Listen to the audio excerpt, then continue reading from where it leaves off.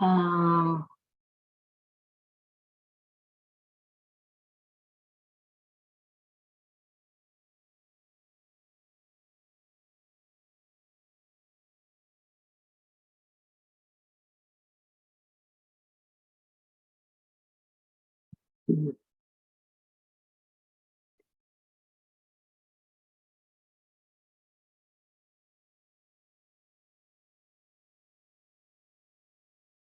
the recording.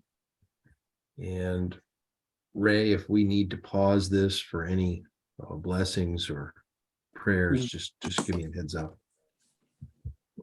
Otherwise, I'm going to let folks in and disable the wait room so folks can come in if they join us after the event has started.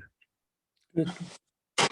And I do have it set so that you can screen share, Allison. you're welcome to get us started, Steve, and then I can introduce our panel. If That that's sounds okay. great. Mhm. Mhm. If you want to just put the intro slides up and we'll let everyone get settled in. Good afternoon or good morning.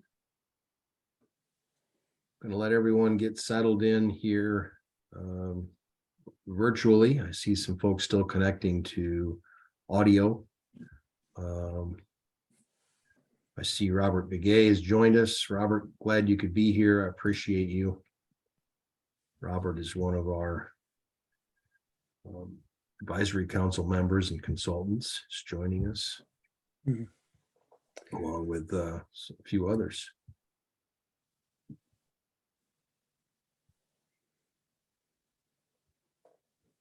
Good morning. Let's Good morning. see. Yeah. Just letting everyone get settled in here. I am Yeah, people still logging in. yeah, I'm gonna let everyone get settled in here and I have disabled the waiting room. So if folks do join after we get started, they should be able to come right in. Great to see some familiar names and faces here with us today.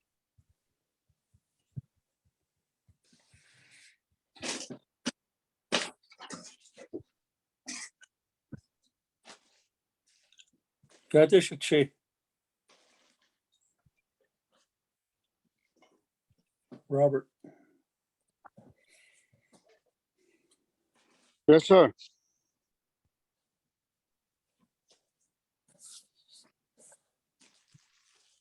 We've got in the audience too. I want to just give a shout out to David Natsaway. He's also one of our advisory council members and consultants, a colleague and friend. We're happy to have him with us. Dave, good to see you always.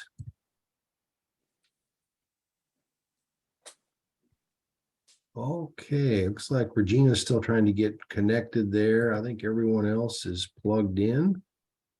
And we may have some folks joining us while we're in progress, but want to welcome everyone to the first installment. I think we're planning 3 sessions. Is that right, Allison? Are we? Yes. That's our plan for right now, is to do three sessions. And I believe if you register for this one, you may be automatically registered for subsequent sessions, but we can check that out and see if it's a reoccurring event on your registration. Well, this is our first installment. I want to welcome you all. My name is Steve Steiny. I'm one of the managers here at the American Indian Alaska Native Addiction Technology Transfer Center.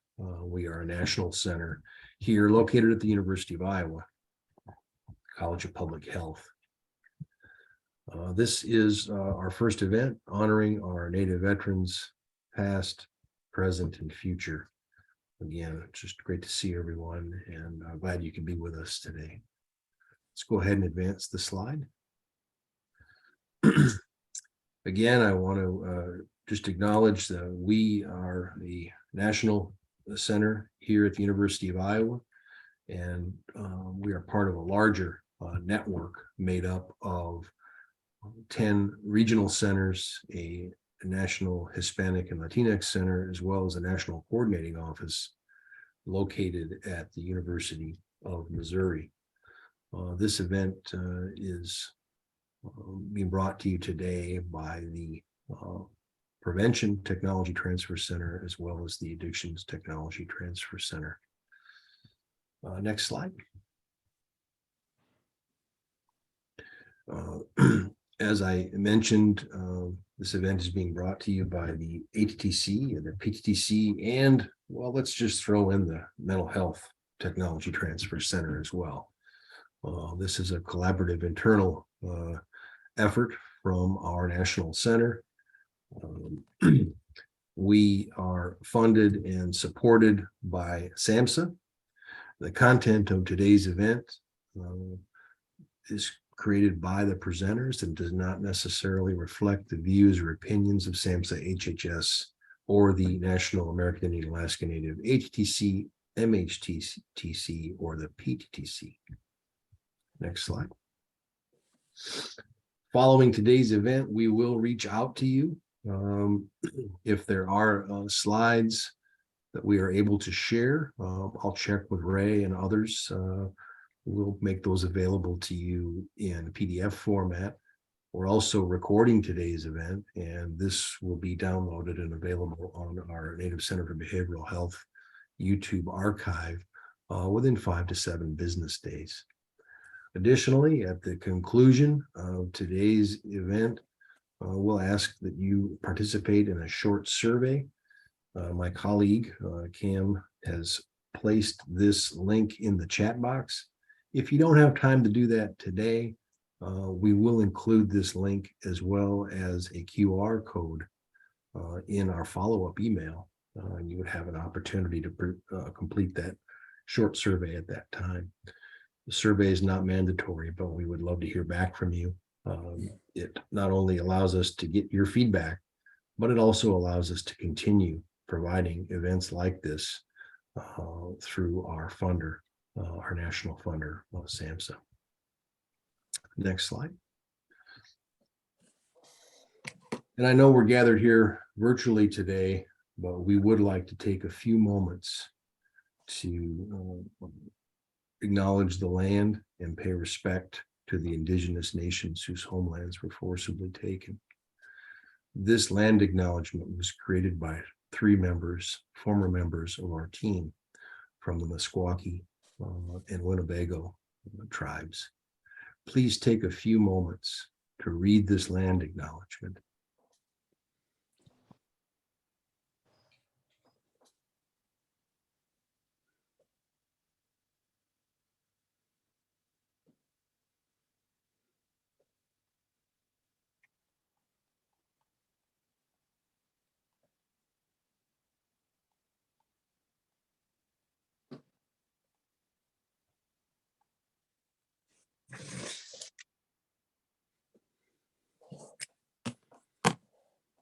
Thank you.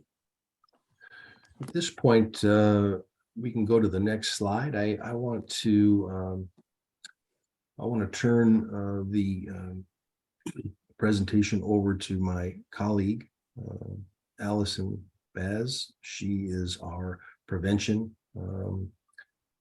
manager here at our center, and we've worked together along with Mr. Ray Daw, who is one of our senior consultants and advisory council members, to help put this presentation together for all of you today. So I'm going to turn the floor over to Dr. Baz, and we'll go from there. Thank you so much again for being here with us. I'm honored and blessed to be part of this. Thank you.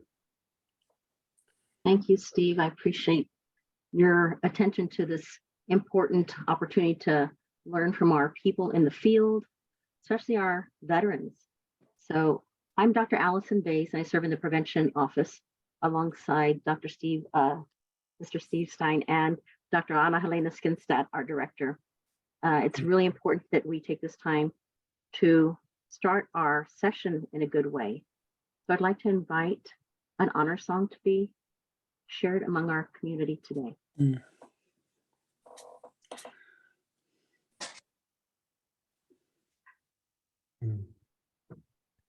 Seegu Ori to everyone here that's on. First and foremost, to give thanks to those that have given their lives for our freedom, those relatives and family members that are there today fighting for our freedom, and those veterans that continue to be our guide today. Thank you for your service, and thank you for our freedom. This song is not only a song to give honor, but it's a song of prayer, and it's actually a tobacco song. And this song is rendered, I'm told, as when you want to bestow some words of prayer, of healing, of protection, and do not have tobacco. So we use the instrument that's given to us by our Creator, which is our voice, our mouth. But I'm also going to use a hand drum to accompany this song. So this song is a tobacco song, an honor song in prayer for those that continue to fight for our freedom, for our people, as well as the future.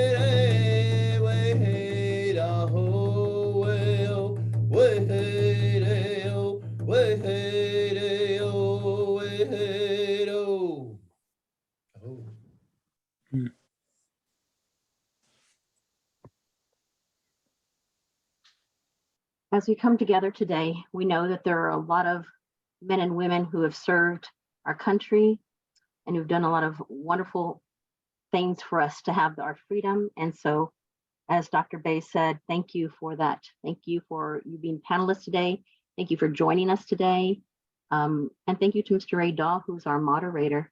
As we gather, we want to welcome and thank you all for taking the time to be with us. As Steve said earlier, this is the first in our 3-part series. We're honoring our Native veterans. And so it's a good way to welcome you and respect the work that you've done and that you continue to do to move forward in your journey in a good way. In the chat, you're welcome to post who you are, where you're coming from, the community that you serve. As I get ready to share some slides with you again. If you have any questions, you're welcome to also post those as we're going through, but we're going to have someone moderate our time together. And I'm going to see about sharing our slide deck once more. It'll work.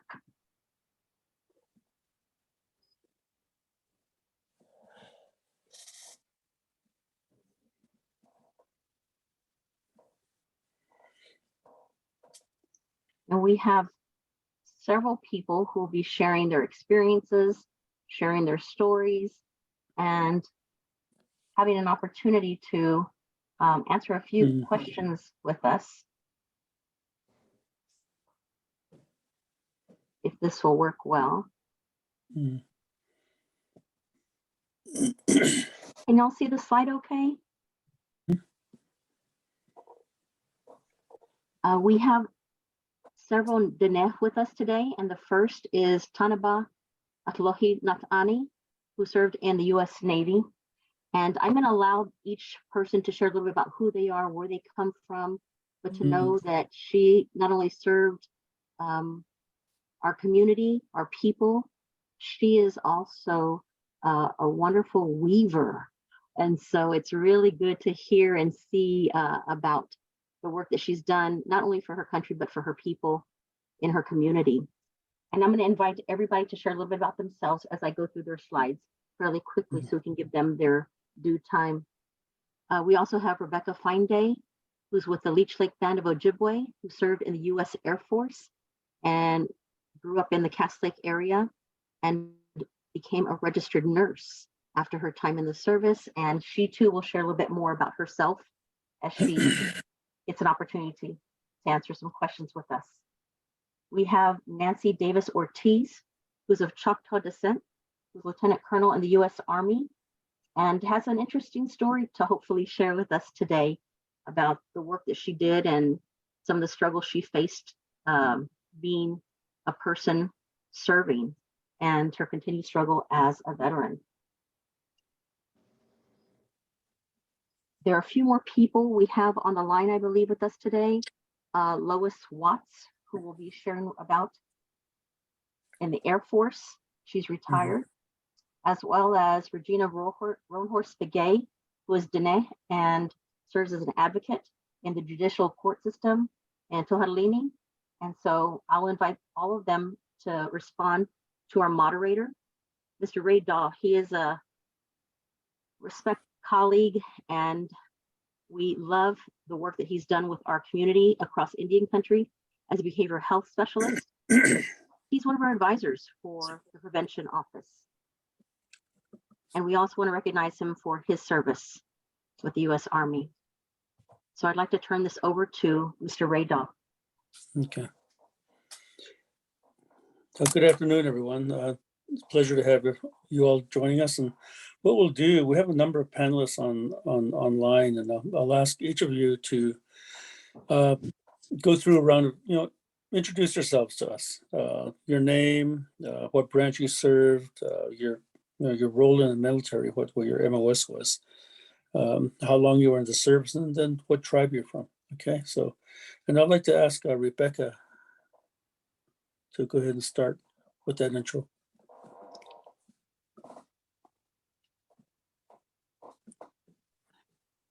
Hello, good afternoon. My name is Rebecca Fineday. I am from the Leech Lake Band of Ojibwe, an enrolled member. I was born and raised in Cass Lake, Minnesota. I currently live in Bemidji, Minnesota right now, which is just about 15 miles west of Cass Lake. Let's see, I was 8 years in the United States Air Force. I was an aviation resource manager, a 1 Charlie 0 X2 command and control. I was stationed the whole time in Grand Forks, North Dakota, the whole 8 years. But I got to travel a lot because of my position. I worked with only the air crew. So whenever they would travel somewhere for more than a week, if they took more than one jet with them, one of us had to go with them. So I got to do a lot of traveling with that. Was part of a lot of the Operation Northern Watch, Southern Watch, Phoenix Scorpion 3, Desert Fox, Enduring Freedom, and Iraqi Freedom. Then after that, I got my Bachelor's of Science in Nursing degree. I was the first identified Native American to get a Bachelor's of Science degree from St. Cloud State University. I did 13 years working between the 2 IHS facilities closest to Bemidji, Cass Lake IHS and Red Lake IHS. And then I am currently now in a non-clinical position, but my clinical background is really helping me with this. I work for Sanford Health of Northern Minnesota, which is here in Bemidji. I am their Native American community advocate. And I've only been there since May 31st, so I'm still pretty new there.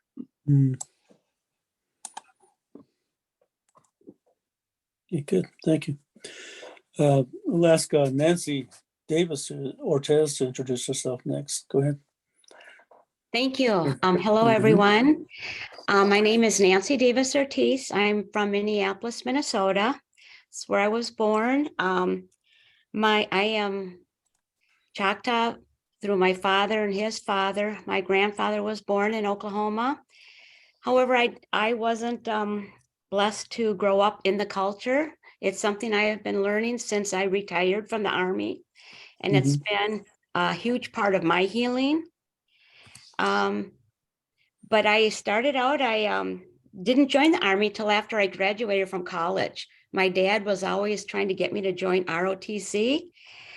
And I would keep telling him, I don't want anyone telling me what to do anymore. So I didn't. But after I graduated, then it was like, okay, I could go in and I could even become an officer. That sounds really, really, really good. So I went that whole route, and I luckily made it in, went to basic training. Absolutely loved that. I know it's crazy, but I loved it. Then went on to officer candidate school down at Fort Benning. And that's when I had my wake up call, like, what did I get myself into? It really challenged me, stretched me, a huge weeding out there, really trying to get the women out, especially.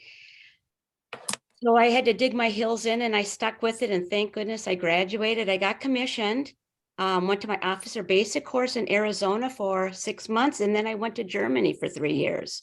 Then I went into the reserves, and then mobilizations and reserves and mobilizations back and forth until I retired. I am so honored and so grateful for my experience. Many times I wanted to quit because it was just, I couldn't take it anymore. It is, especially me being a female officer, I was a little outspoken, quite a lot at different times, and kind of made me a target. I didn't always get the greatest evaluations and whatnot. But I had a good mentor. My dad was he was an excellent dad, an excellent mentor. From the time I was a girl, anytime something wasn't right, didn't matter where we were, my dad always spoke up. And I learned that from him, and I'm very grateful for that. So for all my trials while I was in, the way I look at it, many men along the way may have won a battle, but I won the war because I got to retire, and I'm so grateful for that. Since retirement, thank you. Since retirement, it's been very isolating, very lonely. I was volunteering at this place out South Minneapolis that my older son connected me with.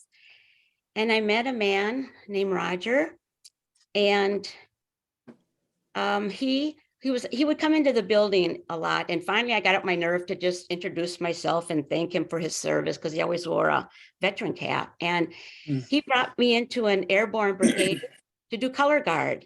And then that has begun my last 10-year process of all of my healing, because all of my life I have never fit in. School, whatever, Army, all the fighting and, watching my back and, being left out and stabbed in the back and whatnot. I finally felt, okay, now I'm home. Now I can start healing, and now I can learn about who I am. So that's been extremely powerful for me. I'm so grateful. And I just, continue to do color guard at powwows, at funerals, and wherever I can, any events. That's what I love to do. And I love that girls and boys can see female veterans in the color guard. It's so often male only. And I'm not bashing males. Please don't think that. But we need equal representation. And that's it. So thank you so much for allowing me to share. Okay. Thank you, Nancy, for your introduction. We have 3 other panelists that we're going to go through the process of introductions also. Lois, can you tell us a little bit about yourself? Good morning. Thank you for inviting me on this series. And it kind of took me, sometimes I'm so busy when I'm asked for things like this, I kind of have to stop in my tracks and regroup, and then just think, wow, you know, all these resources are here, and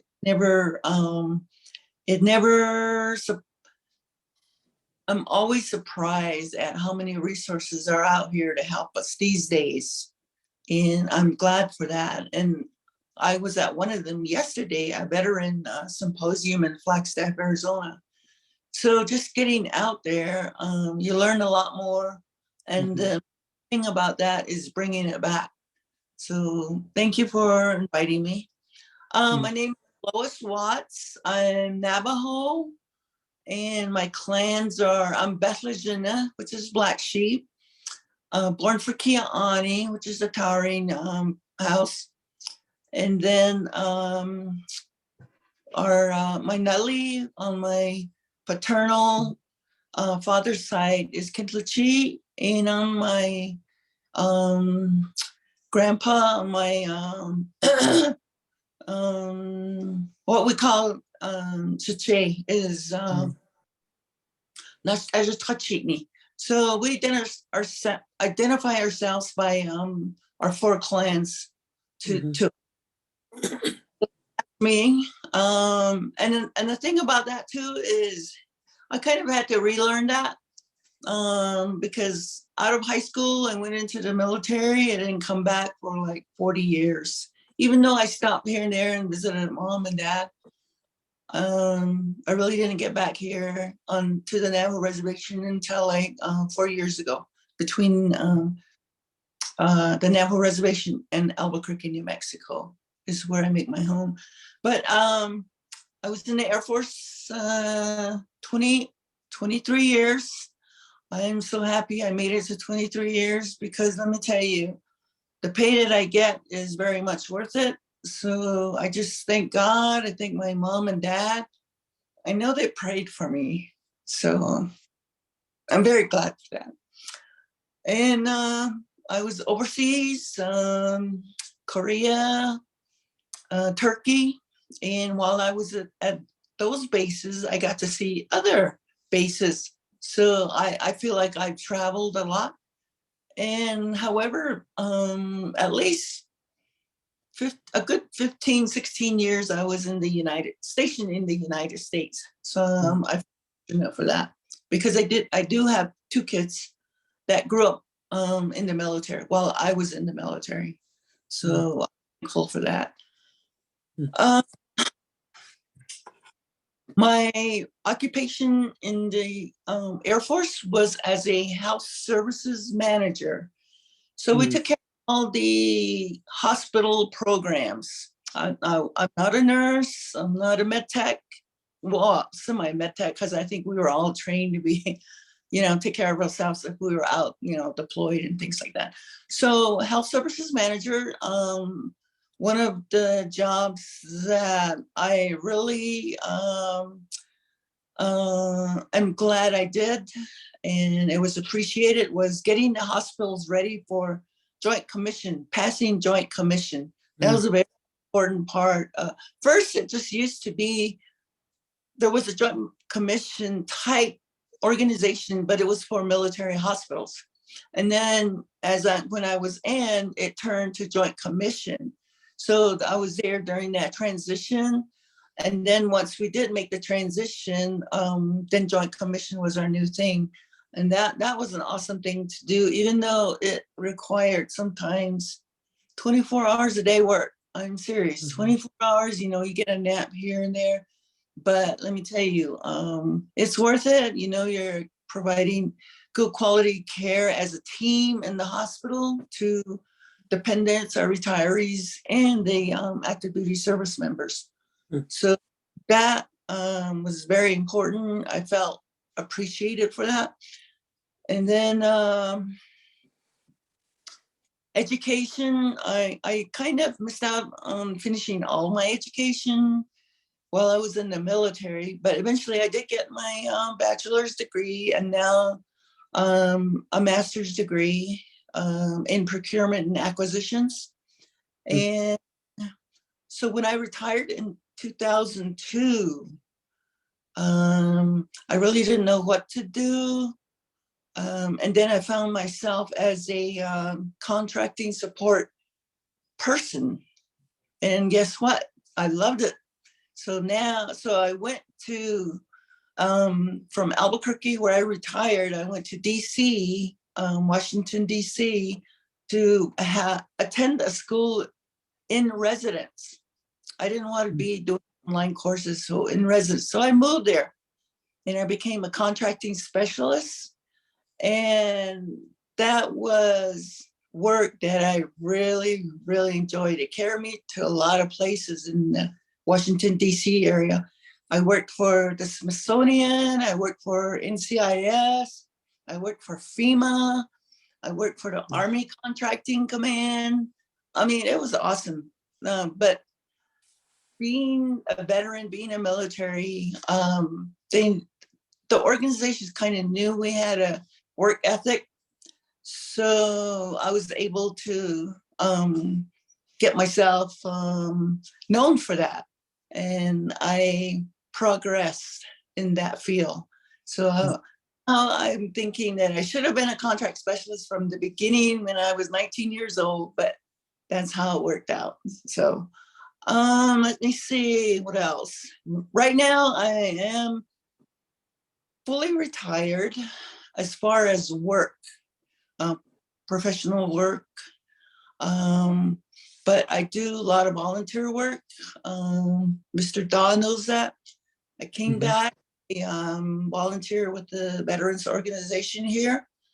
I am as a fundraiser, as an honor guard, and just being a member of the community also.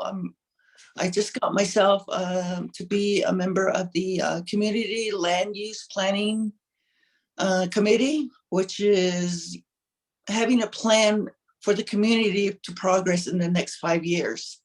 So now that I'm back 4 years, I'm learning all of that, getting back to things that need improvement, and see where I can maybe help out. So that's where I'm at. However, kind of my full-time job recently is taking care of my 59-year-old developmentally disabled brother. So that's a challenge. That's a challenge.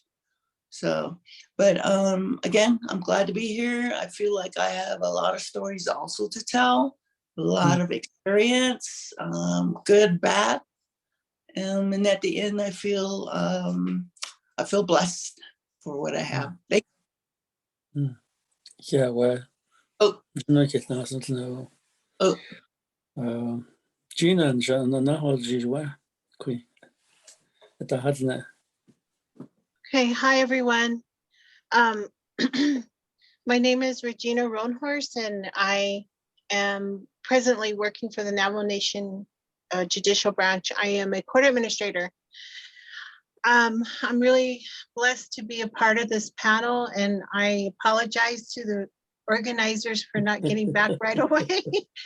I've been really busy. I've been mentoring another court administrator, but basically I come from a military family. My dad's a Navajo code talker, Thomas H. Begay. He's still around, still up to something. He's been sort of kind of like our guiding light in terms of service in our family. I have 3 other older brothers. They all served. My oldest brother is Ronald Begay. He's a lieutenant colonel. And presently he's working for IHS. Then I have another brother. He got discharged as a captain. So he's working at the VA. His name is Gerald Begay. And then my other brother is Reginald Begay. He served overseas at Afghanistan, and unfortunately, we lost him in 2016. He had severe PTSD from combat. But I tell you, my brother Reggie was born to be that leader for those men and women out there in Afghanistan. I tell you, my brother, the way we were raised from the beginning, basic camp was nothing. It was fun. Like the former panelist was saying, I got my degree from the University of Arizona, bachelor's in 1987, and I commissioned that year, and I went into ordnance. So I got discharged in 1998 as a captain, and always felt like I was very much alone. I'm glad to see that there are other Native American female officers out there, because when I go out into the community to the veterans organizations, I don't see a lot of the lieutenants and captains and such, but I do participate in our veterans organization in Navajo Nation. I'm one of the people out here who's trying to develop veterans treatment courts. I do work with judges off reservation to develop these treatment courts. I'm a drug court professional. And so in terms of like my military service, I didn't go active duty most of the time. I was reservist most of the time, peacetime. But the way that I grew up, I'm very patriotic. I have a son who's serving right now, so I'm now Blue Star mother.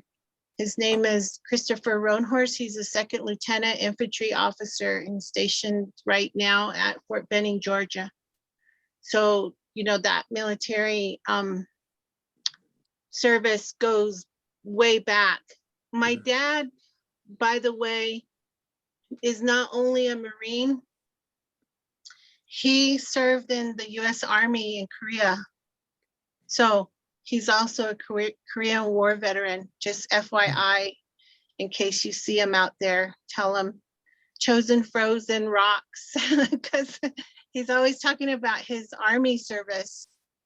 He was paraglider in I think it was the Army, and he's always talking about that. So I am very blessed to have Ray Daw as my friend and mentor. I'm grateful for this opportunity to share some experiences. I do a lot of work right now with trying to help veterans get treatment and help and deal with the PTSD that we have. Although I did not serve in combat, I feel like I have like a secondary PTSD from my dad's stories and how we were raised. Going to the military was really not anything other than what I grew up knowing. So I'll leave it at that and let others do their introduction. Thank you. Okay. Yeah, well, I'm comfortable speaking in Navajo to my Denda relatives, so you hear me talking that way to my Navajo relatives. I want to explain. I want to explain that. Otto, also our fifth panelist today is Tanapa Natani. Adi Tanapa Kilkatnawa.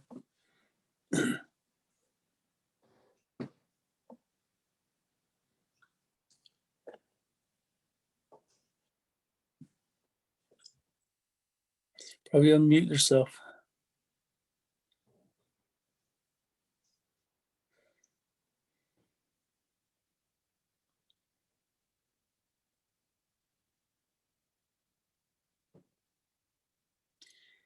She might be having some connection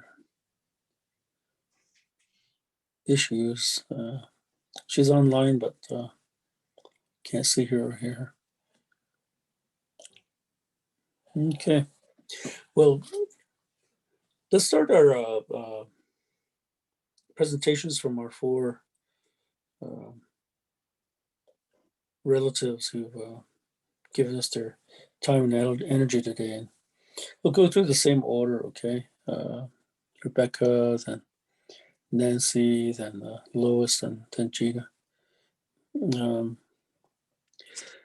I'd like to ask each of you is to describe for us how you began to prepare for military service before you got in. I heard Gina talk a little bit about her childhood, but you can develop that a little bit more. But how did you prepare for military service, Becca? Interesting question. Hmm. I actually had no intention or desire to join the military. When I was in high school, I had well, first of all, my grandfather was in the military, and one of my uncles was in the military, and my dad. And then out of 7 of us kids, I was the only one that ended up going into the military. But in high school, they give us these ASVAB tests, right? Kind of mandatory testing. And how I took the test is we were like, hey, if we hurry up and get this done, we can go to research, we can get out of school faster. So that's how I took the ASVAB test. And then I was set up for a music scholarship to a college out east on the East Coast. And then around my graduation party, I realized, I don't think I'm really ready for college. I really enjoyed school to a point, but I was really tired of it at the same time. Mhm. And I thought, I don't want to fail out of school though either. And I don't want to drop out of school. And I kind of felt that might be what happened if I would do that. But I also didn't want to stick around really on the reservation in the area where I was at. All my brothers and sisters were working at this one particular big grocery store, and I just didn't want to do that. But I didn't really have a direction of what I wanted to do until this recruiter contacted me one day. I think it was just a cold call. I was like, oh, no, thanks. Hung up the phone. He called again a little while later. No, thanks. And then I really got to thinking about it. And I'm like, well, why not? So when I brought my mom in to talk to the recruiter here in Bemidji, actually, it was for the Air Force. And I think that's the only recruiter I remember contacting me. So I guess I didn't even really think about any other branches of the military because, like I said, I didn't really plan on going in. It wasn't it wasn't just on my agenda or in my line of sight until I got the call.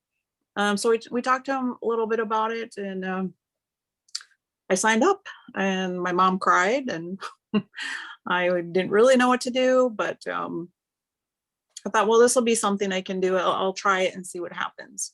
Mhm. And so then my prepping for that was I tried to start running.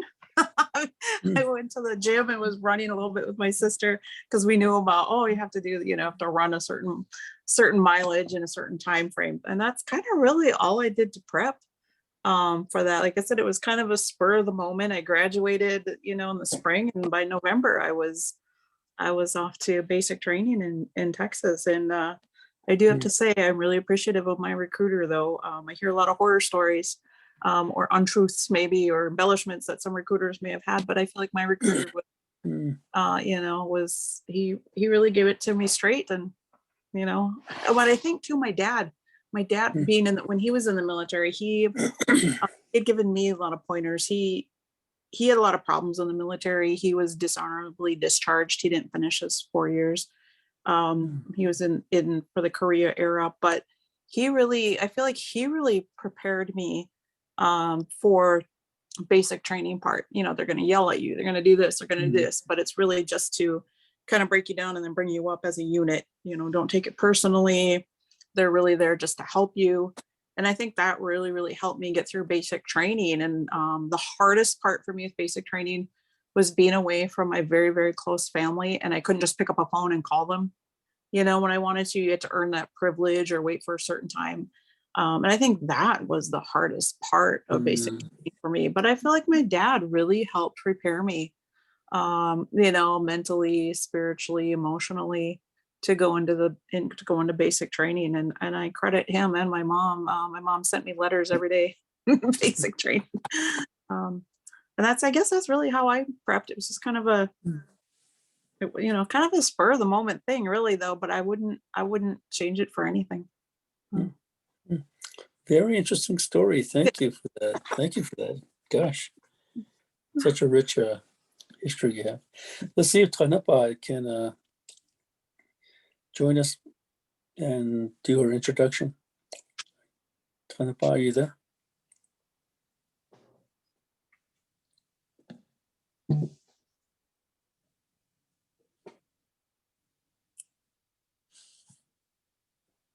Here's some clicking.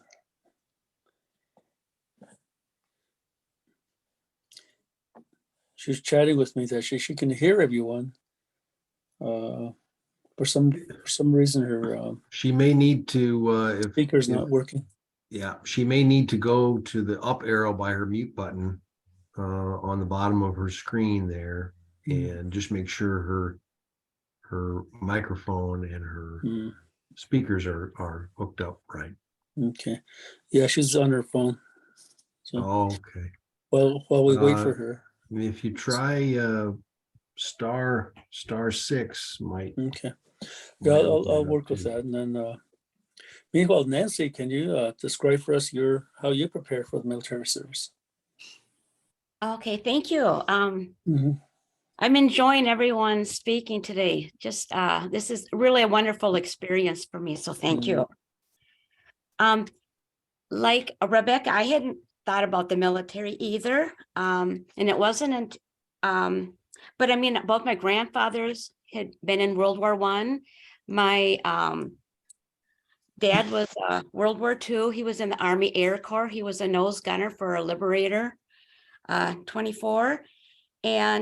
But he never spoke about much. But when I was in college, that's when he kept wanting me to join ROTC. But backing up, when he was also an educator, and I remember him always encouraging kids who might benefit from the military. He encouraged them to join. So that was always, in the back of my mind. But again, during college, nope, just wanted to do my own thing. But after I graduated, then the interest started to grow in me. And I'd always kind of kept in shape. I was a swimmer, and then back for my age back then, you walked or you rode your bike everywhere, when you were young. So you kind of were in shape all the time. So then I went what they called the OCS option way. And I went through a local board here. And, again, I'm just in my civilian clothes, and there's 3 male officers at a table up in front on a little stage, and kind of drilled me all these questions. But luckily I made it, because my packet was sent off to a regional board, passed through that, and then I joined the Army. So, and the way I went, I'm so happy, because yes, I became an officer, but I got to go through basic training. And as I stated before, I loved it. I just loved it. It was all this stuff that, when would I have been able to do any of this stuff if I hadn't joined the Army? So for me, I really thrive. I'm a fighter, and I got that from my dad, and new challenges and whatnot. So I really, really, really enjoyed it. I was given an award of Leader Trainee of the Cycle, which I really appreciated. I didn't, plan on that, but it was sure nice to get it. But it, again, it was good. It was when I got to my officer candidates course at Fort Benning that I realized really what I had gotten myself into. I was not prepared for. I spent a few nights crying into my pillow at night. I mean, I'll admit it was a little scary at times, extremely physical. And there's a reason for it. If you're going to become an officer and be a leader, you better be tough.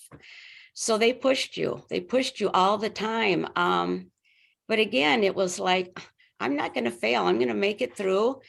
Our first company commander did not want women in the military. He was a marathon runner, so he ran us into the ground.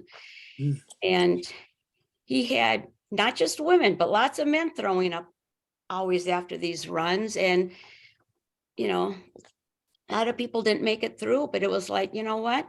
I'm going to make it. He's not going to push me out. No one's going to push me out. I had some wonderful, male, and my roommate, female, who was she was tough. She was actually the highest PT score, but was not given that award. It was given to a male, because I guess we were at Fort Benning. I don't know. That's the only reason I could think. But I did have some really wonderful male peers there who helped me, because I didn't know how to do land nav. I didn't know how to run properly, the spiritual side, the breathing, and they helped me. And so making it through that, it was like I didn't even care about getting commissioned. It was like, I am going to make it through this school no matter what. And I did, and I'm grateful. And then it went on to this long career. So I think, you know, just how my dad was, what he modeled, and I get a lot of strength from him. He's a fighter and I'm a fighter. So I think that's basically it. Mm. Thank you.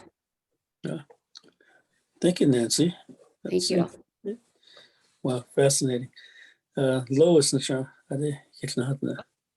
Okay, it's a really interesting question. I mean, there's so much to tell after I joined the military, but how did I prepare for military service?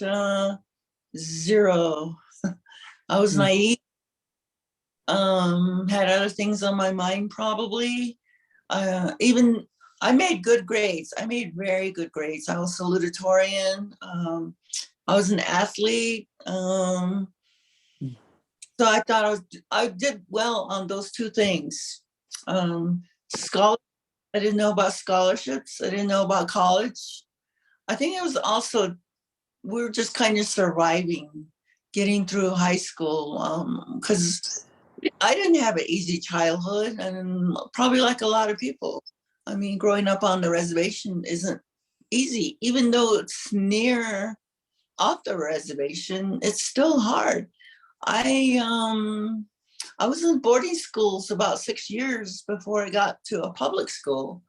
So, and the reason why we were in public schools, boarding schools, was because there really aren't any resources at home.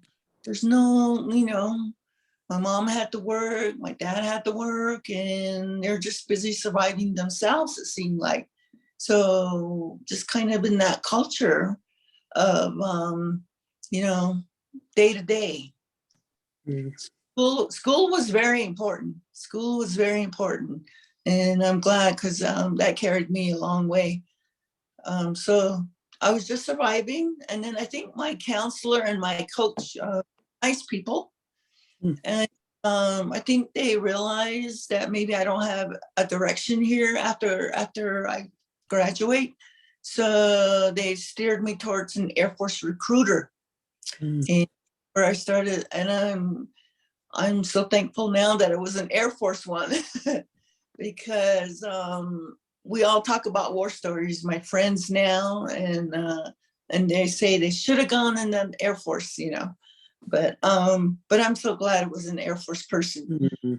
And I got to basic training, and I was scared. Like the first 2 years of my first 2 weeks, I was scared. After that, I was a leader, and then I just took off after that. And just 2 weeks, I was scared, and after that, I was in it. I loved it. So prep, but caring people got me to where I am now. Cool. Getting in naive and then retiring from there is quite a journey there. It is, isn't it? Yeah, John. We have Tanapa here online, and Good afternoon. I think introduce yourself. Your of course, your name, the branch you served, your MOS, your job in the military, then how long you were in. Yes. You try. Yes. My name is Tanapa Natani, and I am zooming in from the Four Corners area. I am at Table Mesa. That's where my home is at. I joined the military, the Navy actually, in 1985, right after high school. And my father was very instrumental in suggesting and encouraging me to possibly consider joining the military. At that time, I I wasn't interested in school. I had just graduated from high school, and I felt like I needed my parents, help into determining kind of where my future was going to lead. So I didn't know how fast it would happen. I visit the recruiter, and within 28 days, I was on my way to Orlando, Florida for boot camp. I was in the military for 4 years active duty. I was on board the USS Prairie, which is a repair ship. And we were stationed out in Long Beach, California. And I did 4 years active duty. I was able to go on a Western Pacific cruise, which means that our ship sailed to Hawaii, to Guam, Hong Kong, Japan, the Philippines, Thailand, Singapore. So I got some quick traveling in the Far East at that time. And after 4 years, I stayed in California and attended college. And then I had a yearning to learn my language. So I decided to come back home to Table Mesa. And my job in the military, I was a hull maintenance technician, and that title there encompasses many different trades, such as welding, sheet metaling, insulation work, and carpentry work. And where I spent a lot of my time on the ship was in the carpenter shop, which is something I think related to what I do now. As how I make a living is I'm an active weaver. I'm an artist, and I do use a lot of measurements, just kind of like carpentry. So I believe that, being in the military for me was such a wonderful experience.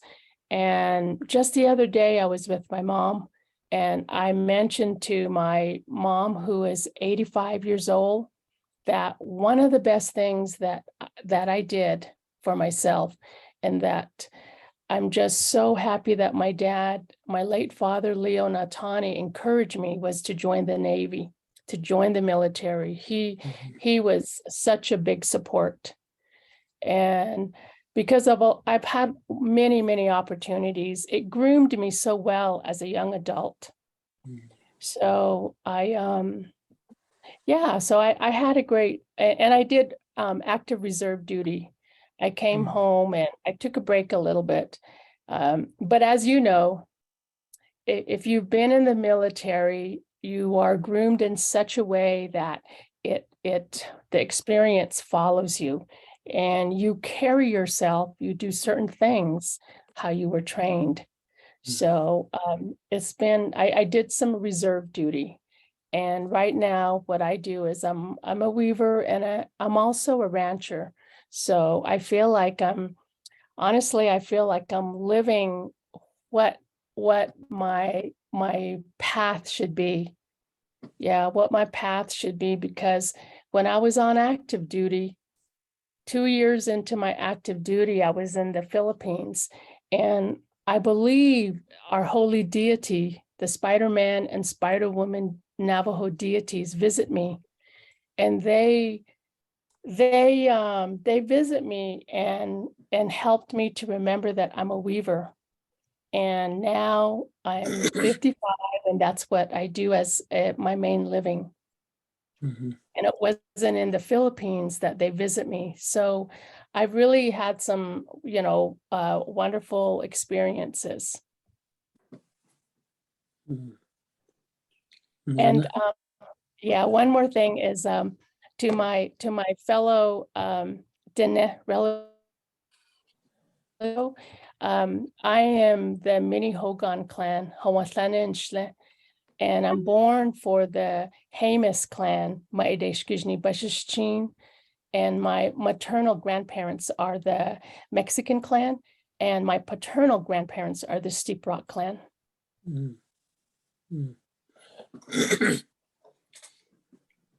Yeah, Juna.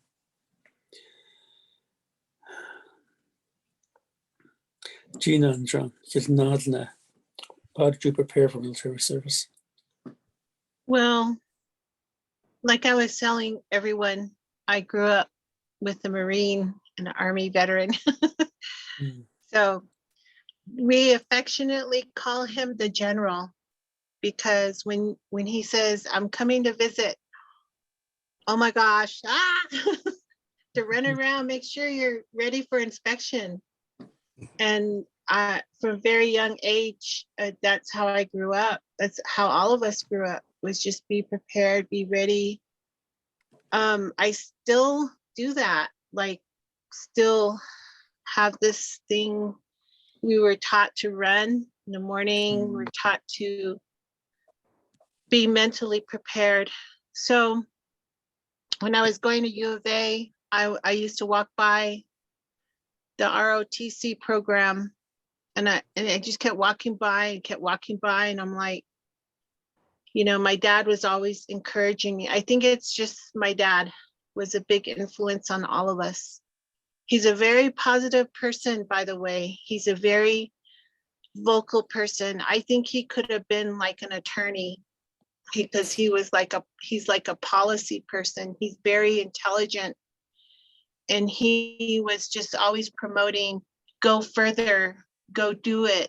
And for me as a female, he never said ever, you can't do this. He never said that. He just said, you stick in there and you do your best, but don't give up ever. So when I know in my class, there were 31 female cadets and only 3 of us made it because it was that tough. They weed you out pretty much, but I just hung in there. I think it was that, and then also my mom was very patriotic, and she was always saying, go do it, because she was from that generation where she had to work before women's liberation. She was already doing that. She worked, and she was in the workforce, and then she raised a family. And so in her mind, there was nothing you cannot do. In fact, she even told me, my name is Nana Ba, and Ba is warrior. And as Navajo, as a Navajo woman, you're still a warrior.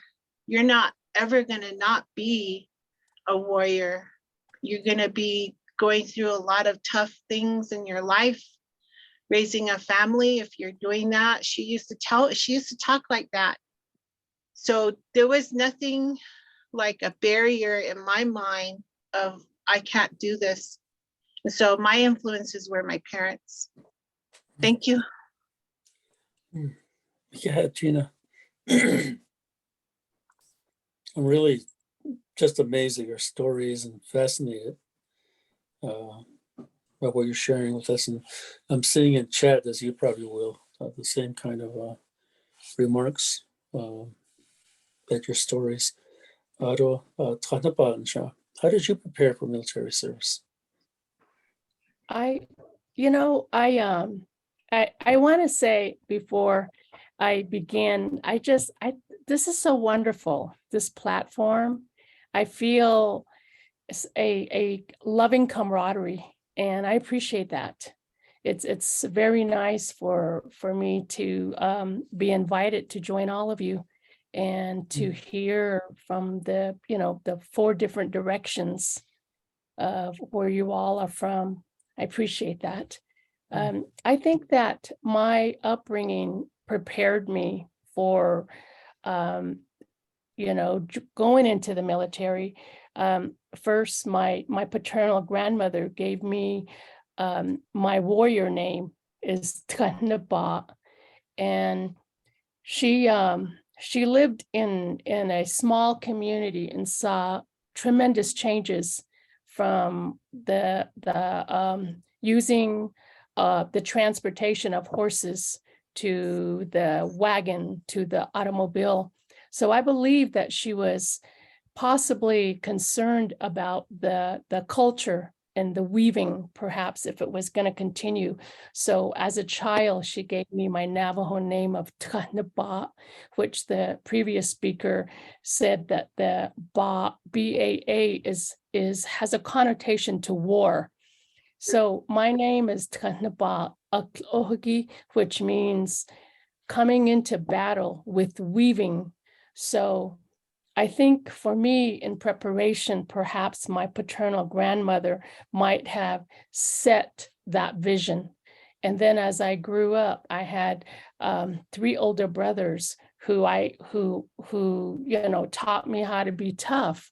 And of course, I kind of feel like my mother was like a general, an admiral even, she really had authority in our home. And we had to wake up early also. And so those disciplines of having to bring in water, we didn't have running water. We had water barrels outside. We had to warm up our water to wash dishes, to cook, to make bread, to bathe. We had an outhouse. So that kind of rural living helped me prepare. And what ultimately I believed helped me also to return back to my homelands is just the love that my grandparents and my parents had for me. And what they did is they planned a ceremony, a beauty way warrior ceremony, because of what I was going into. And that ceremony would ensure my return back to my homeland. So, my upbringing, the teachings I've had, and then the ceremony, and then also the constant encouragement from my dad and from my mom. And earlier, one of the speakers mentioned that it was hard to be a woman in the military because we were a minority, and in some ways we still are. That battle is still there. And when I got on the ship, when I got on that Navy ship, I think there was probably about 900 personnel on there, and out of 900 there was probably 90 women, 80 women. So we really I had to be strong. I had to have a very thick skin. I had to be strong against the prejudice of not only being a woman, but being a Native American woman. So a lot of our upbringings here on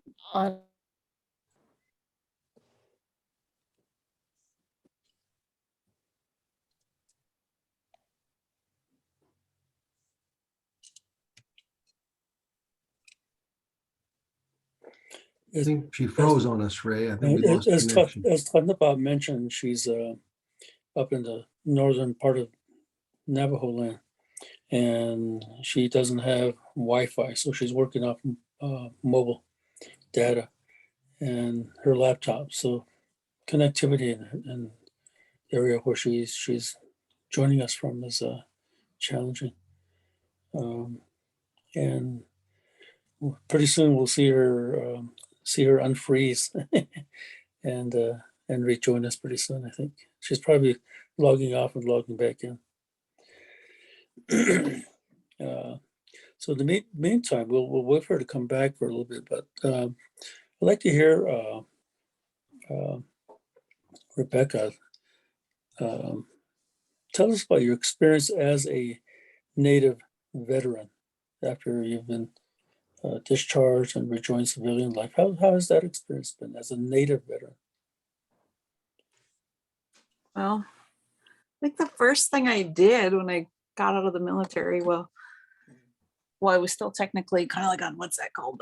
That kind of leave where you're still in the military, but you're on terminal leave. And in Grand Forks, I did the beet harvest. There's the sugar beet harvest over there. that a lot of the military there would take leave and work the beet harvest or sugar beets to make extra money. So I did that so I would have a laptop to start school, because I started school in January and I was officially discharged from the military in November. So I went to school at St. Cloud State, and it was just the strangest feeling to be on a college campus. You know, I went right from the military then into campus, and it was so like I wasn't used to anything.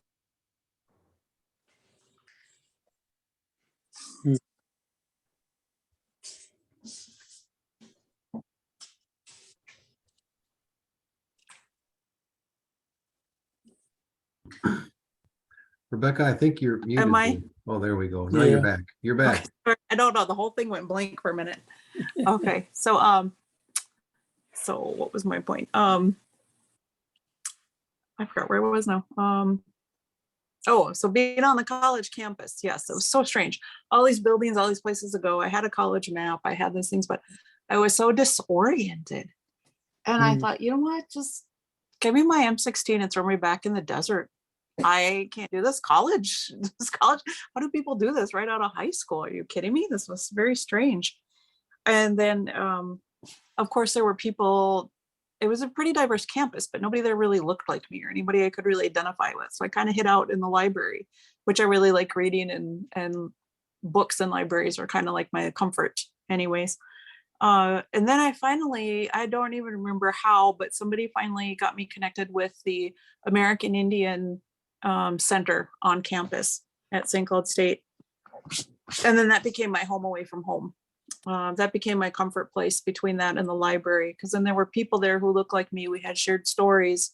We had somewhat of a shared culture. Found out some of us were relatives, or stuff like that. So I think, no, I really do credit the American Indian Center for being there, because even though I was on the college campus as an adult, it was still it was intimidating, going from 8 years of something I knew how to do. You're instructed how to do things, how to do things, you get awarded for doing things, and then just go to this college campus where everybody just seemed to kind of like be partying around. So it was really strange. But once I got connected with the American Indian Center, I felt more at home. I felt more connected.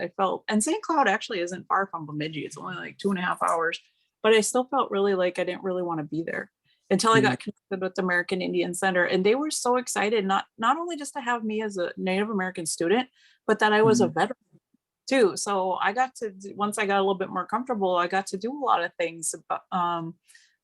People asked me to present, or, people were doing ceremonies or doing things out of respect because I was a veteran, and I wasn't expecting that. So I am normally a fairly shy person. I don't really like a lot of attention. I'm not a very good public speaker. So all that was very, new to me, but I felt, humbled and honored. I had a really good time in the military. And then of course, in the war times, it's, we still had, we made it, you have to make of it what you have. And a lot of us try to make it a good experience when we could. But there were a lot of trying times. I think not only just coming back into civilian life as a civilian, but trying to, that your identity as a Native American person too. I am so grateful to my parents that they grounded us in that. We knew who we were.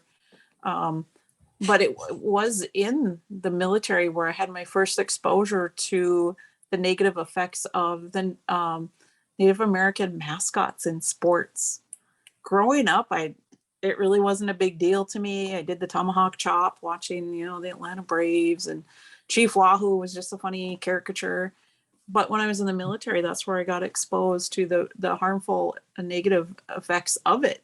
And so that's where I started taking my own stand on it as well. And so when I was at St. Cloud State University, I would hold not protests, but I would call them educational rallies, because I really wanted people to be educated about what this is. And I'm not going to get in your face and yell and scream about it. You need to understand, the harm Mhm. that these are really harmful effects. Just because you say your intention is to honor somebody, that's not really how it's coming across. And maybe to some people it really is, but it wasn't coming across that way to me. So there I was being, a veteran, new in school, holding these educational rallies when people like UND, University of North Dakota, they used to be the Fighting Sioux when they would come, and we just hold educational rallies about. But I really credit the American Indian Center on campus for guiding me, keeping me as family, helped us. They helped us out in so many aspects. And I think just finding that Native American community, even when students were younger than me, there were adult students and some students younger than me, but I really feel that having that on a campus, even coming out of the military and being really successful in the military at the time, I had a lot of awards, and I made rank really fast, unexpectedly. But it was just different trying to come back into civilian life, and then immediately was college campus life. But I really credit the Air Force too for the things that they had taught me and how to kind of approach situations, and your military bearing. So I feel like that really helped going to college campus, and then having the American Indian Center being there as a support for my culture. Oh, and then I'm also in the honor guard for the Leech Lake Band of Ojibwe here on the reservation that I grew up in just road. So that's been really helpful to have that connection too. Mhm. Wow. You made a really strong journey there, Yeah. Rebecca. Thank you. Impressed. Tanaba is working on her connection, her mobile device that she uses for data overheated, so I advise her to put it on ice. Meanwhile, Nancy, can you share your story with us about your experience as a Native veteran? You. Again, I did not grow up knowing my culture. And I feel sad and I feel angry, but not at my own family, my dad. It was how it was. And you get by the way you can. When I got out of when I retired, it was very hard for me. And even at an older age, again, I just felt extremely isolated. It was so lonely, and I was very angry. I was just extremely angry. I couldn't even deal with civilian life. People in my neighborhood, going into stores, and it was just like, what's wrong with people? Why can they not just be responsible or be kind or whatever? And it was like, it was so much. And I remember my older son just telling me, he's like, Mom, you've got to just stop. You can't be so angry. But I had to fight so hard my almost 29 years in the Army. And again, a lot of it was a phenomenal, wonderful experience, but still I had to fight. I had to fight when I was a child, just for being a short, this quiet, shy girl. I remember in junior high, I actually mentioned to one of my Spanish teacher that, I was part Indian, from my dad, and he flat out said in front of the class, he didn't believe me. So basically my experience was just as a female, who am I to be independent, outspoken, whatever. So anyways, as an officer, that was my role. I was to be a model. I was to be a mentor. I was to speak out. I'm supposed to be a leader. And that I feel that underneath it all, that is how I always was. And I know I got a lot of that from my dad, but I think just knowing that I was going to make it in the Army, it just brought it out, and all of the experiences. And in times, I mean, my first duty was in Germany, and I was in an armored brigade, And there was a lot of sexual harassment going on. And I'm a second lieutenant. I'm learning from the West Point female first lieutenant, who's going to then move on, rotate to another position within the division. And I find out there's all this sexual harassment going on. There's these young girls who are in these barracks. And, think of if their parents knew what was going on and no one's protecting them. So the lieutenant ahead of me, she knew about it. She didn't do anything. I guess our boss told her not to do anything. I did something. Was I given formal duty to do anything? No, but I now knew something was going on. The way I was raised, I had, ethically and morally, I could not stay silent. Did I know really how to go about it? No, mostly. And yes, a little bit. I knew I had to do something. So I did. I got a lot of statements. No males would give me statements, just the females. And I brought them up to the next higher headquarters, which, okay, that wasn't going to help. I knew that, but I had to do something. So all it ended for me was I got a horrible evaluation from my senior raider, got called in front of his desk with my boss, one of those, you walk in, you stand at attention, you salute, you get chewed out and you leave. And I just remember going back down into the office with my boss, who was a captain. And I looked at him, I said, sir, I would do it all again. And that was kind of how my time was. It was like, hey, there's all this good stuff going on, but yet there's this, horrible stuff going on. And this is going to be my role. I have to be a good female leader, role model for others. So that's basically what it was. And then when I got out, I was, again, all the isolation and loneliness, angry. My dogs are what got me out the door each day because I knew they needed a walk. I'd look at their faces and think I have to walk them. Other than that, I stayed home. I didn't want to talk to anybody. Your call has been forwarded. And then I started volunteering, and that's where I met Roger, who was part of this airborne brigade. And being brought into the community here, and I know it's very different when you're in the city. It's everything's just all over the place, and it's a mix. And a lot of that has been so healing and powerful for me. I'm still not always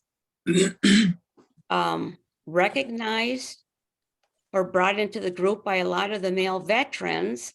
And that's been a real struggle for me. Through lots of prayers and the people who do appreciate me and will say something, which I appreciate. It's all of it is just the package deal, and it has been healing. And I feel, and I think I said it earlier, it's where I finally feel at home. I feel, this is my place. This is what I've always been yearning for, is for this culture. And I feel, again, sad and angry that I had to grow up not knowing any of it. But that's the way it is. And I'm learning now, and I'm so grateful. And I just continue through the hard times to just remember all of this has been part of my path, and this is what I'm to do now. And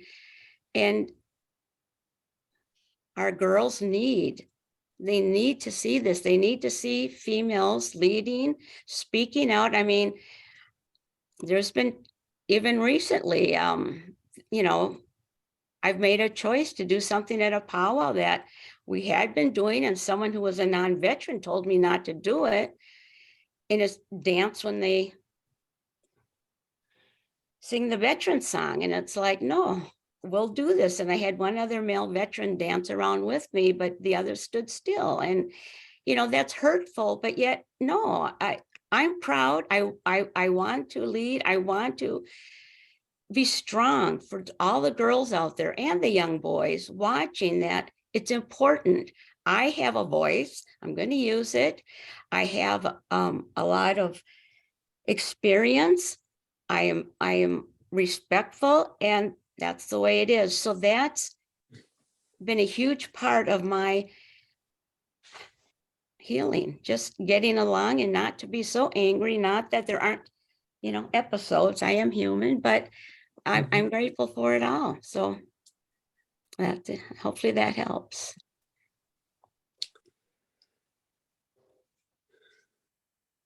You've left me speechless with your story, Nancy. Your strength and your courage. Thank you. You honor us really by being here with today. Thank you. Before we got into this topic of your experience as a Native veteran, we had Tanapa sharing us her story about how she prepared for military service. And I'd like to ask her to continue her story with us, and then we'll continue on either way.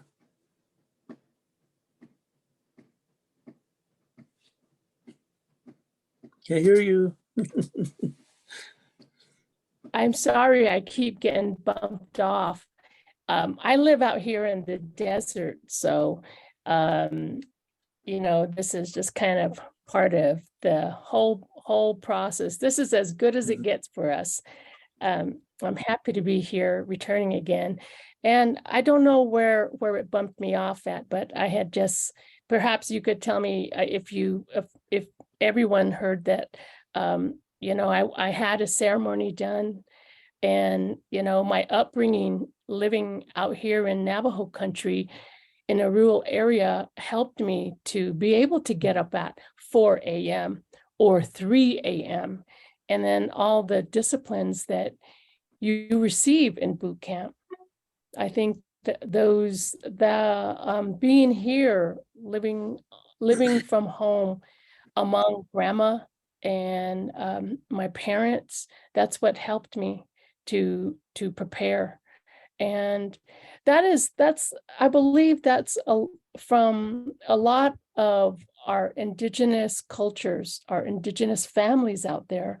We come from a warrior society, and a lot of, I think, for the people who went to the war, they had songs, they had prayers, and were really, even with the many changes in our community, that the boarding schools coming in and changing our ways of life. I was lucky that my grandparents still believed in our prayers. So I know that when you're in the military, you do have an opportunity to visit different lands and see people of all walks of life. I know that I have put myself in danger at times, and I was able to walk out, and I attribute that to those prayers that were done for me. And my uncles also, I have 2 uncles who were Navy veterans. And then I had one uncle who was in the Army. I have another uncle that was in the Marines. So in my own family with my mom and my dad, I'm the first veteran that made that venture. And so, yeah.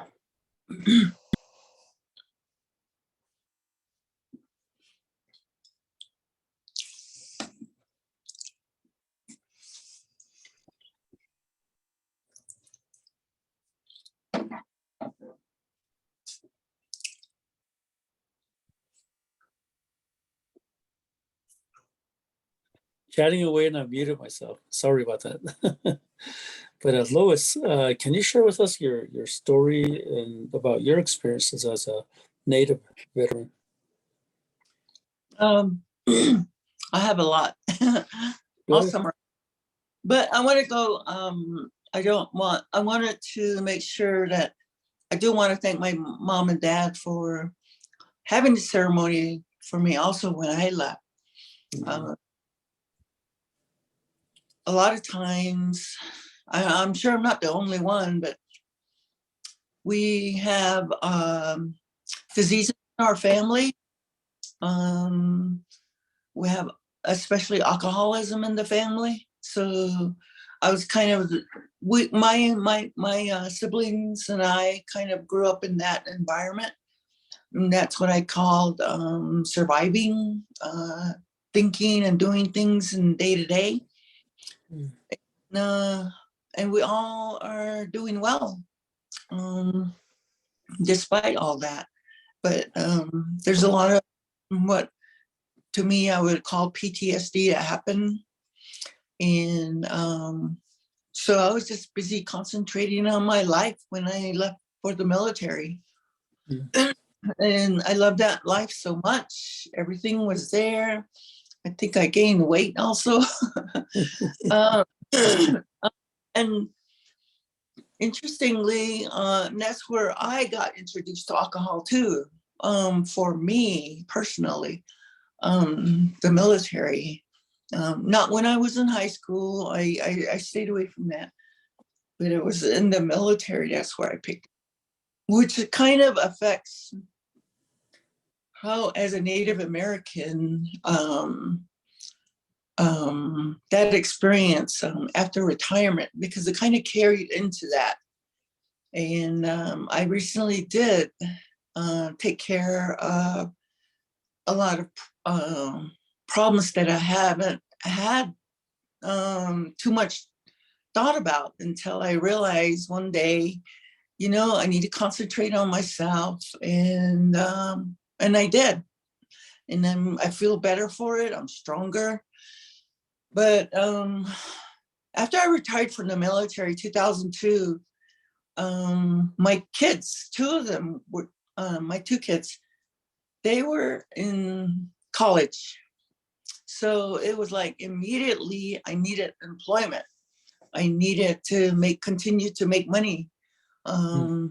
Even though they were part Navajo and part Navajo, they were eligible for scholarships.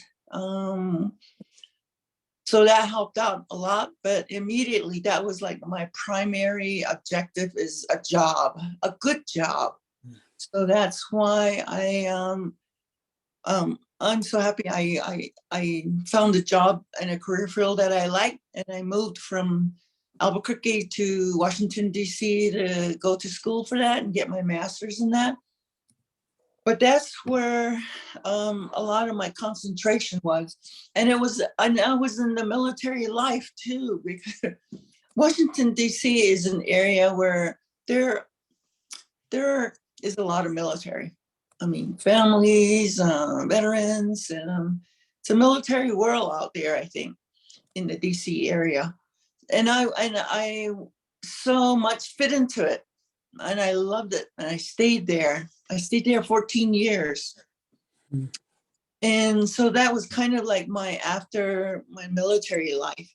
But then things happened in my family, my siblings, my mom and dad, and my mom passed unexpectedly, and she was the one that was taking care of my brother, who's developmentally disabled. So things happen, and I'm sure for good reason they all happened in the timeline they did. But I did pick him up 9 years ago. I just picked him up from the Navajo reservation, and I took him with me to Virginia. So he was kind of like my full-time concentration too, while I was still working to make money so my kids can finish college. So it was a really busy life for me out there. I had no time to concentrate on culturally, my cultural life. And until I realized I can't really take care of my brother by myself. My brother's used to living on the reservation, having all this wide area of land to be in. And in Virginia, all I had was my backyard. So it was really hard. And I realized I needed to make my way back. So 4 years ago, we did come back. And we established residence in Albuquerque. And since then, we've been back and forth now for 4 years. But during that time, then I realized that I missed out on a lot of things. I kind of regret that I didn't have my children speaking Navajo. My daughter's interested in it, but I realized then that we had to start very early for that. And she's on her own now and learning it. She's 38. And, but she was also busy too. She kind of picked up on my being strong in what I want to do. And first she went to being an RN, registered nurse, went to college for that. And then she realized she didn't want to take orders from everybody. She put herself back through medical school, and then she became a family practitioner. So even when she was older, we supported her dad and I. So that was kind of like our concentration. But then I got back, and then I realized, I should have done this, I should have done that, And but guess what? I am doing it. It's late, but my daughter does appreciate her Navajo heritage. She has a lot of Native American friends. She went to school with a lot of Native Americans in high school and in colleges and in medical school. So I'm very happy about that. But then also I realized that when I got back to the community and I started volunteering, I started going to the local community meetings, I realized that we're kind of in the same place we were 40 years ago, and we're still talking about the same things. Like for instance, water wells, water lines. I also grew up without plumbing. And back then we had these 5 water wells to go to and get water, haul water. And when I came back 4 years ago, there's only 2 wells. And I was very surprised about that. However, there are still water lines slowly being worked to maybe 10, 12 residences every 2 years. It's really slow. It's going though, but there's a lot of things that wasn't where I thought they should be. I'm just going to do my part in trying to that. Especially in volunteering, giving back to the community. I mean, I volunteer for when there's food distribution. I volunteer for that in the community. When there's pickup trash time, I volunteer for that. I volunteer in the veterans organization, and I am so happy that the local veterans organization are the ones that welcome me back, really. And even though when my first year with them, it was only males there, and then a couple of wives, but it was mainly males. We didn't all really take to each other, but my uncle is a veteran also, and he was part of the group that welcomed me back and get me into the organization. And once that happened, it was like hit the ground running.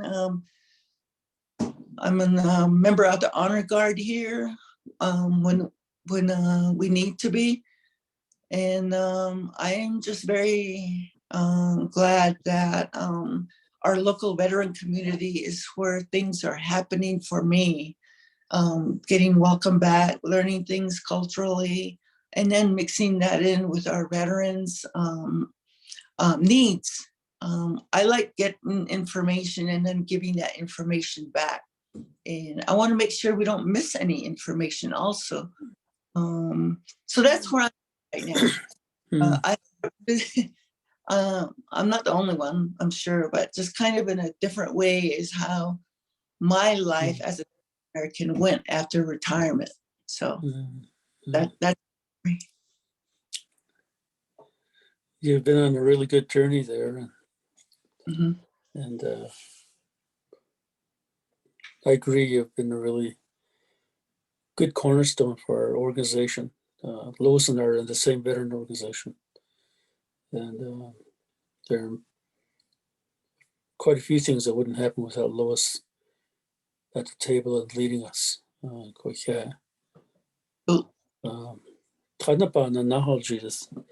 To share with us about your experiences as a Native veteran. Go ahead. Yeah, well, after I got out of active duty, I was a mail carrier for a while, Mhm. and then I was a custom broker in California, and then I became a student trying to figure out what it is, what my path is, even though my paternal grandmother had already in some way gave me my Navajo name to kind of hint to me that weaving was going to be my path, being an active weaver. And I really, after active duty, I didn't think of myself as a veteran. I didn't really think of the honor it is until later on, until I matured even more. I realized that the ceremonies that we attend all over Indian country, we're able to do that because of I'm on a webinar. Veteran. Go ahead. yeah. So I didn't realize until, of course, later on in my life, how it's an honor to be a veteran. And just kind of like Lois mentioned, going to veteran meetings.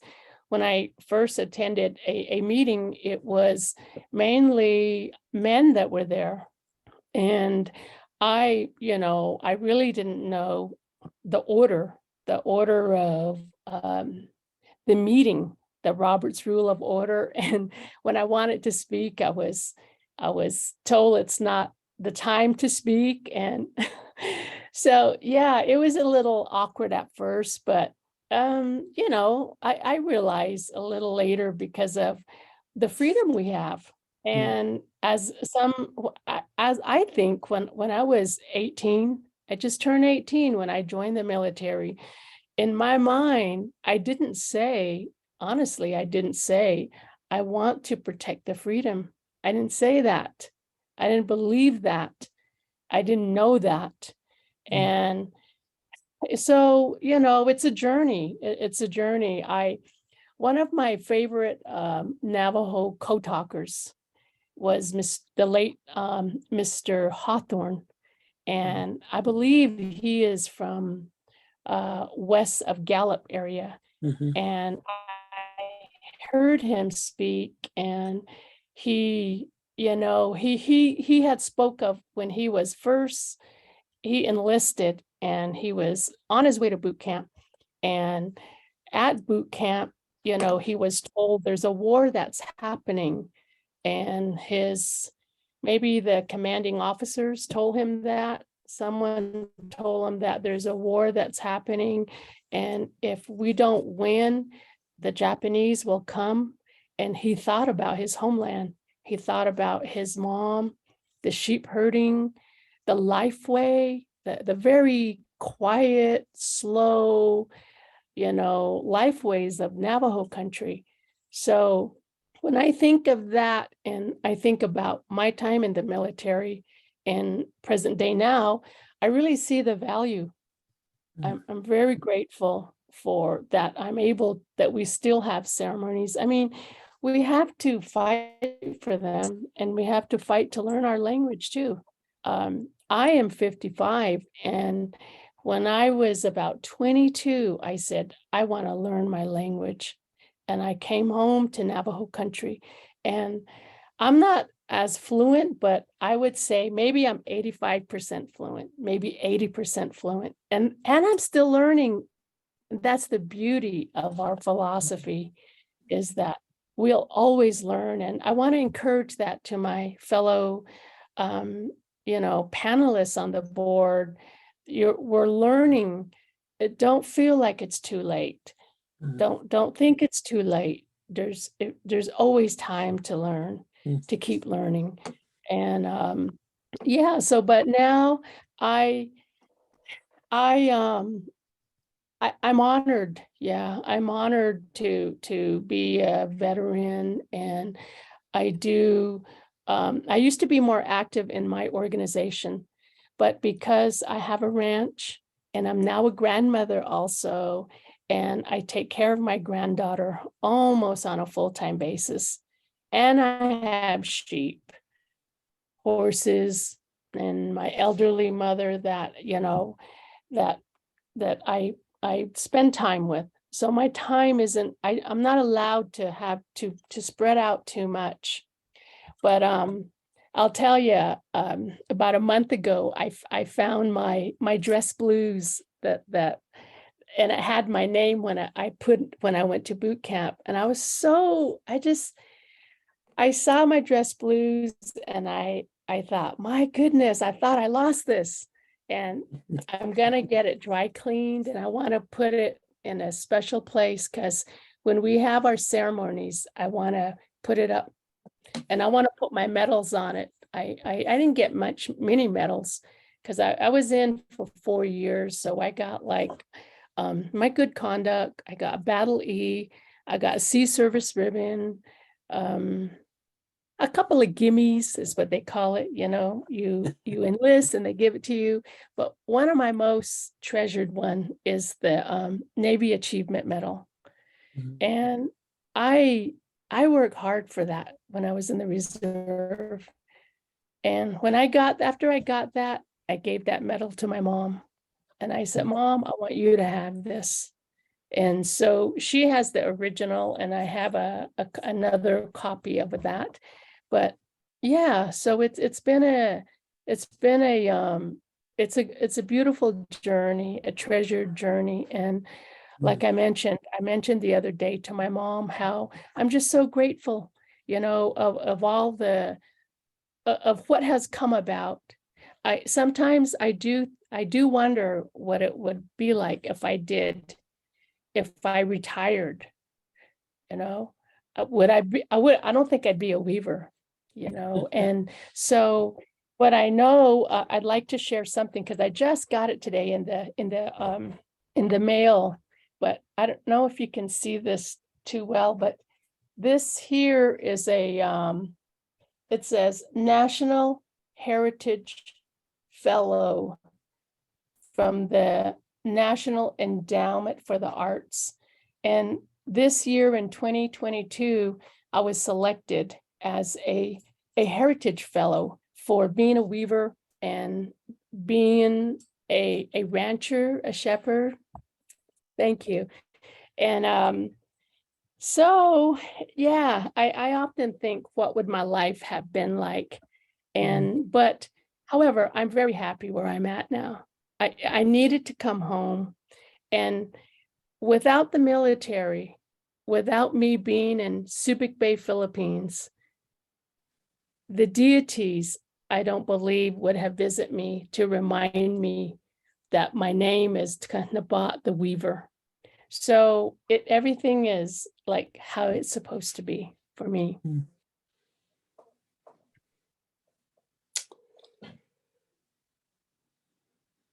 G5 Leaders is just amazing. Gina, are you back with us, or are you still busy?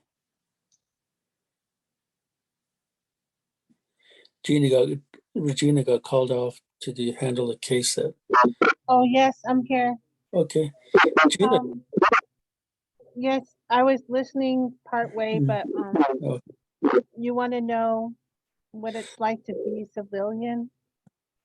Yeah, that's pretty much in a nutshell. As a native civilian, there's background noise. Oh, me. Well, I don't know how to interact with civilians even to this day. It's very difficult. And maybe that's why I'm in my position right now, because it's very authoritative. I like the way things that I like things done. You know, I like people showing up 10 minutes early, you know, all of these things. And it is frustrating because once you have children, that goes out the door. Because I had to actually take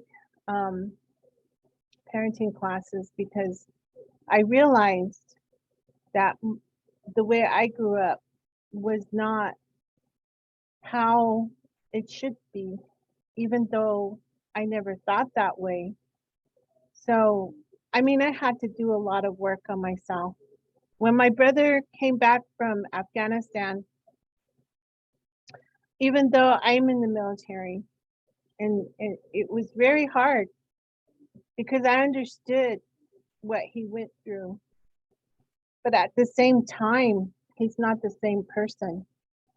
Even going in, then coming back. So I tried to figure it out. I tried to find like a magic pill or something to figure my brother out. But it turns out that all our veterans go on a journey, and some of them are in combat and they have a lot of demons that follow them. So as a sister, as a family member of someone who's gone through that experience, I realized my brother had a hard time being a civilian because he was the NCOIC of the FOB Salerno in Afghanistan. And he was just, you know, like me, but at least I tried to work on myself and not be so like, go to Home Depot and be like, okay, everybody, how come you're not working? How come you're not doing, you know what I mean? It's just so difficult. So I think that's why I put a lot of my time and effort into working with veterans to help judges in treatment courts so that when they do, they will get arrested. My brother got arrested so many times as a civilian because he doesn't take crap from nobody. And, you know, transitioning was really difficult for him. So, you know, I really appreciate behavioral health professionals. I didn't know anything about mental health issues, PTSD, or anything of that nature. And I learned a lot from people like Ray and his team. And your center, I'm sure, has a lot of information about, you know, struggles. As a family member, I think even though I'm in the military, I still had problems communicating with my brother. He would come to my house, he'd put the knife in the door jamb, and then he'd say, you know what, Gina, you're being spied on. You gotta take those light bulbs out. And I'd be like, huh? You know, we had to cut down the bushes because he thought there were people hiding behind the bushes. You know, I understood that. I totally understood it, but at the same time, you know, my kids didn't. So it's really hard to be a mentor. We have a lot of women, female combat veterans that are coming home with sexual assault. They have PTSD. I am a mentor to a young Marine, and she struggles every single day. She's on my Instagram, and she calls me when she needs me. And rank does not exist. It's just fellow soldier here. There's a lot of us out there And I hope that we continue to recruit peers who do positive things for our veterans returning and who are here that struggle with being a civilian, because it is tough. It's a tough road, tough journey. So that's pretty much my take on the civilian issue. Thank you.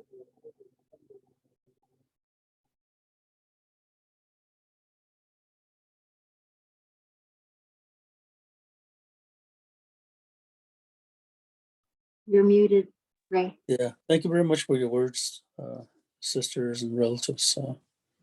We've had this has been a really strong experience for all of us, I think. And we have 2 more sessions coming up in December, then another one in January. Invite friends and colleagues, whether they're in behavioral health or healthcare, anything, to join us next time, so that we can continue our discussion and sharing with each other.